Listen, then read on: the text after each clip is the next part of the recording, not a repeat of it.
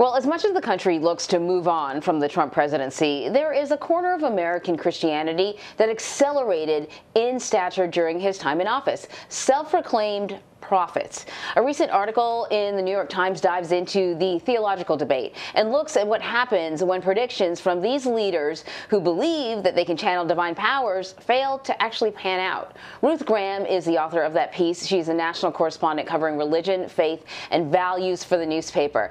Thank you so much for joining us. You know, in the article, there are phrases that I had to kind of like give my head a shake about an independent prophet. It reminded me of like a freelance prophet almost. But this is a thing. This is a thing. No, but when you think of prophets, you think of sort of, you know, the Old Testament, and you think of people who were kind of divinely anointed. And what we're seeing emerging, in this country that you sort of map out in your article is, you know, there are a lot of people who call themselves prophets and make predictions, and they're not always accurate. Often they're not accurate. So the question is, why are people drawn to these self-appointed prophets, and how did they become so popular?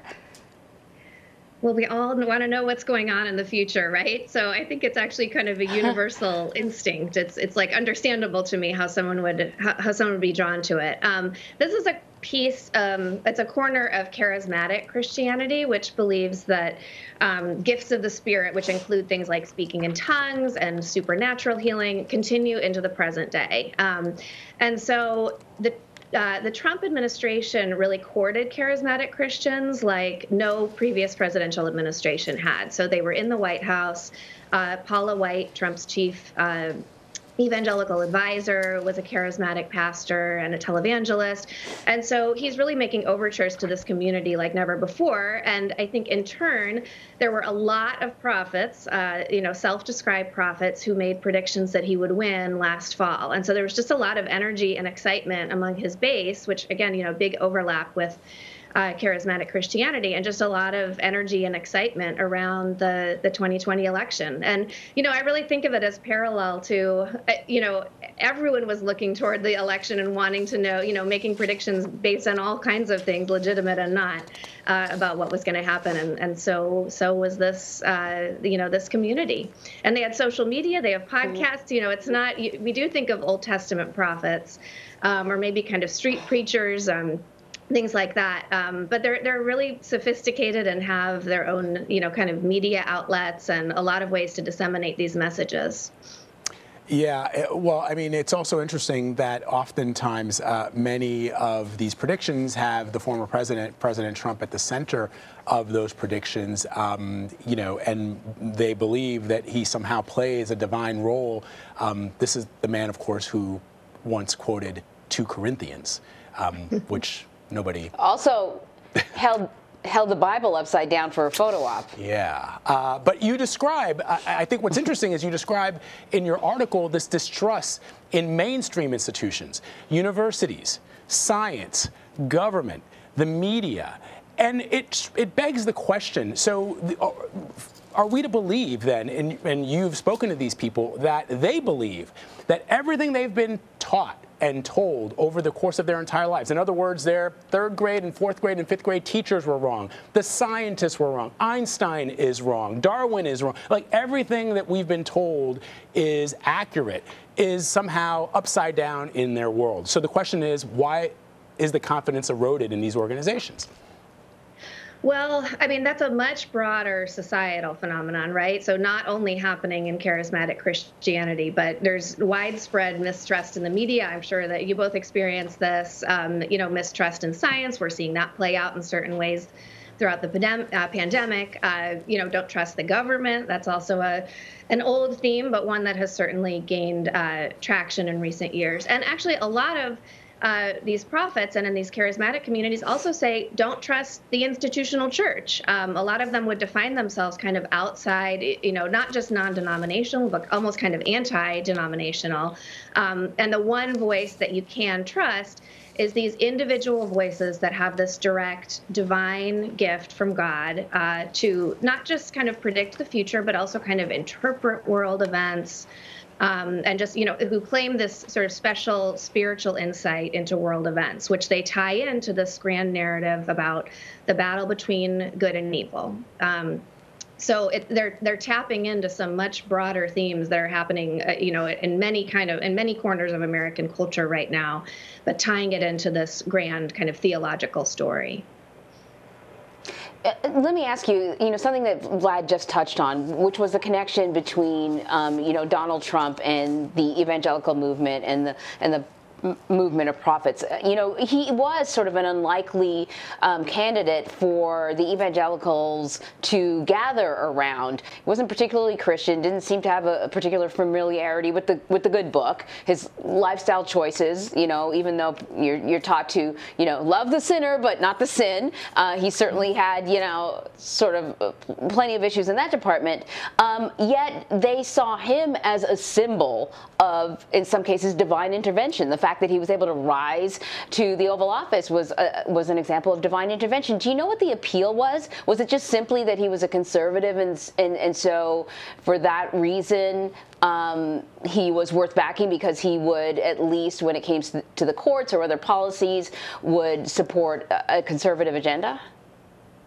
I mean, certainly that was a piece of it. So this is a cohort that very consistently votes Republican, and so they wanted to like the Republican, right? That's certainly a piece of it. But I think that they would have, I know that they have, like a kind of sophisticated view of Trump, where they very clearly see his flaws and recognize those flaws, but still say, he was our champion.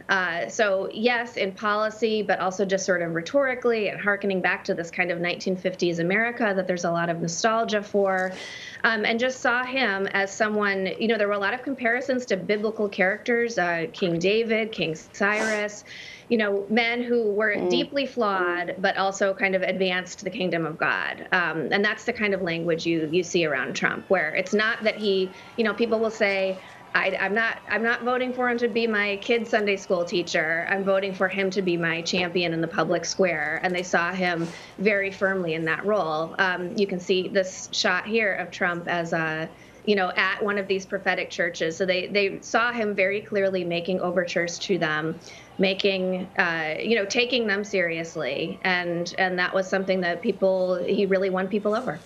Yeah, and I know, Ruth, you don't cover politics, but, it's sort of, again, I just wonder, if you've got now a president of the United States who actually, could be a Sunday school teacher, who goes to church every Sunday and wears his faith very, very clearly for the whole world to see, talks about it frequently, how somehow, that's not, their champion, but as Anne-Marie pointed out, this other individual who had all these flaws and, who among us has not, sinned. But it's just sort of an interesting dynamic. And there are other countless, topics that these self-proclaimed prophets are using in their predictions, which you write about, including the makeup of the Supreme Court, the winner of the Super Bowl, because I guess God is really interested in that. Do these prophets at all contribute to extremism? It's hard to draw a really straight line there, but I certainly think that some of these voices are saying, even now, don't give up. So not just promoting long shot predictions or these sort of spiritual interpretations of current events, but really verging into, complete alternate realities. So I spoke to a guy a few days before the inauguration who said, this could still happen. And he was upset with one of the prophets who had apologized for getting the Trump 2020 prediction wrong. The movement is a little bit, it's almost in chaos because some prophets are apologizing, trying to reckon with the fact that they got it wrong. Meanwhile, a lot of followers are saying, we haven't given up yet. Trump is still our president. Now, does that mean that they were going to Washington on January 6th? No, not necessarily. But certainly you do verge into, a kind of new kind of territory when you're encouraging people to not kind of accept the current reality. It's a really... I want to ask you about that, Vlad, before you think, because one of the people that you profile is Jeremiah Johnson, right? He's one of the prophets that got it wrong and apologized. And you would think that that display of humility would be something that would be praised within the Christian community. But he said he received sort of all this vile backlash. I'm sure there were a lot of people who patted him on the back, but he received a level of backlash that stunned him. He's still going forward and speaking what he believes to be the truth. But I'm wondering, when you spoke to him, I mean, how did he sort of explain what in the world has happened to these good Christians that they could speak so vilely towards him for doing something that you would think would be kind of part of the Christian way? Yeah, I mean, Jeremiah says he's doing a whole YouTube series on this now, you know, trying to kind of explain like how he got it wrong. He sort of says he got caught up in the moment, that he was reporting things that, you know, that sort of shouldn't have been made public, is how he talks about it now. And I think that there is, you know, there's this ongoing reckoning now with, okay, we have this audience that has in many ways like gotten way ahead of us, you know, that are going beyond the prophets and are kind of rejecting them. It's interesting now because they're also subject to, they have to kind of keep their social media audiences happy, right? That's not necessarily how they would describe it, but their independent, you know, independent voices have to do that, and really kind of reckoning with, like, you know, wow, that this audience has gone far beyond us. And so, some of them are trying to, you know, they would say like disciple that audience and like work through it together and, you know, discuss it. But a lot of those people are going to peel off and just go to the even more extreme prophets when they're not hearing what they want from the guys that they've been following so far. Yeah, it's a fashion. And that totally makes sense, because if you make your money by selling books, you know, having a popular Instagram account, you know, being paid to speak publicly at various churches, if you don't have an audience, you can't pay your bills. And if you don't tell the audience what they want to hear, if they're not finding you entertaining and informative, then you're not going to have an audience.